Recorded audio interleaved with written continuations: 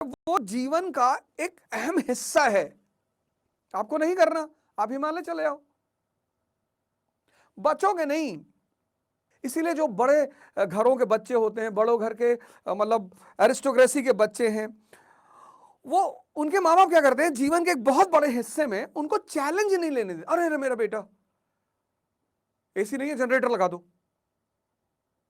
नहीं अकेले बाजार नहीं जाएगा, अंधेरे में नहीं जाएगा। जिसने ना कभी आराम किया, विघ्नों में रह, वो बड़े लोग क्या करते हैं, अपने बच्चों से ये छोटे छोटे चैलेंज छीन लेते हैं प्यार में।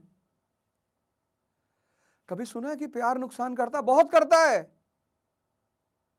ऐसी नहीं कि दुश्मनी ही नुकसान करती, प्यार भी बहुत नुकसान करता है।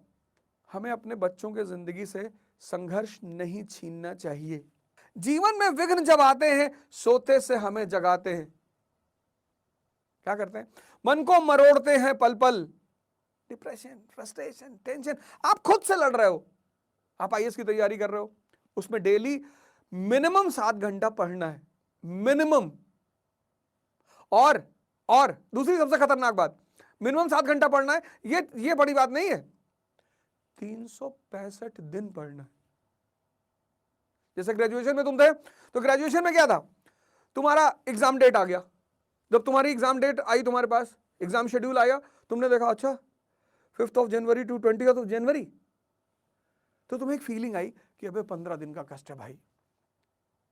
28 जनवरी को चलेंगे TLF मॉल, मूवी देखेंगे, चिल करेंगे। आजकल एक नया वर्ड चल रहा है चिल, पता नहीं क्या करते हैं ये लोग चिल में, लेकिन कुछ होता है चिल। हमारे समय में तो ये वर्ड नहीं था चिल, हम तफरी करते थे।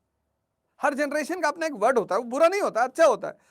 आपकी जनरेशन चिल करती है, हम तफरी करते थे। तो आप सोच लेते हो कि यार 15 दिन का कष्ट है भाई, लेकिन यूपीएससी की तैयारी में 15 दिन का कष्ट नहीं है। 7 घंटे 365 दिन, 7 आवर्स 365 डेज, ये चैलेंज है यूपीएससी का। तुम 15 दिन डिसिप्लिन रह सकते हो दबाव में, 20 दिन रह सकते हो, 1 साल। 95% लोग जो आईएएस की तैयारी में मार खाते हैं, वो इसीलिए खाते हैं। किसी भी काम को जब करना हो ना, उस पर होमवर्क करो पहले, पता करो ये क्या है, यूपीएससी क्या है, तुम यूपीएससी देना चाहते हो, क्या है ये, इसका सिलेबस क्या है, ये मुझसे क्या जानना चाहती है, कोचिंग क्यों जाना चाहिए। तुम बिना क्या जाने कूद पड़ते हो। जैसे कुछ लोग स्विमिंग पूल में तैरते हैं सोसाइटियों में, मैं उसको तो स्विमिंग पूल, मैं उसको तो तैरना मानता ही नहीं। फिर उनको एक इल्यूजन होता है कि हम तैर लेते हैं, जाके गंगा में कूद गया बनारस में। अब पानी के अंदर तो वाटर करंट होता है, नदी के अंदर अंडर करंट होता है, एक तो करंट, और ऊपर से क्या होता है, नदियां कटान करती हैं, जमीन को काटती हैं, तो छोटी छोटी केव्स होती हैं पानी के अंदर। कभी कभी उसी केव्स में आदमी घुस जाता है, फिर वो हाथ पैर मारता है,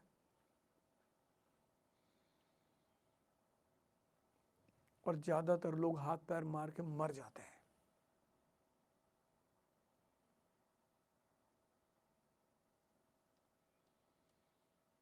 किसी चीज को करना चाहते हो, उस पर होमवर्क करो, R&D करो, टाइम दो उसको।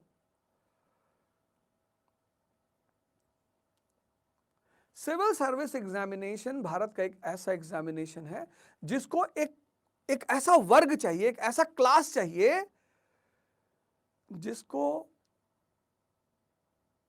प्रैक्टिकल यूटिलिटी ऑफ सब्जेक्ट्स पता हो, थ्योरेटिकल नहीं, प्रैक्टिकल। 1950 की इंडियन इकोनॉमी, 1991 की इंडियन इकोनॉमी, और 2040 की, हम कहां थे, हम कहां पहुंचे, कहां जाना चाहते हैं, ये उसकी डिमांड है। लेकिन ये चीज समझने के लिए जो थियोरेटिकल पार्ट ऑफ इकोनॉमी है, वो तो समझना पड़ेगा। Studying is different, preparation is different. Studying का मतलब आपने नेशनल इनकम चैप्टर को तैयार किया, दैट इज स्टडिंग। आपको पता चला जीडीपी क्या है, आपको पता चला जीएनपी क्या है, आपको पता चला एनडीपी क्या है, ये सब आपको पता चला, ये स्टडिंग है, फर्स्ट पार्ट। सेकेंड पार्ट ये है कि आपको ये पता चला कि 1950 में इंडिया की जीडीपी क्या थी, कहां कहां से आती थी,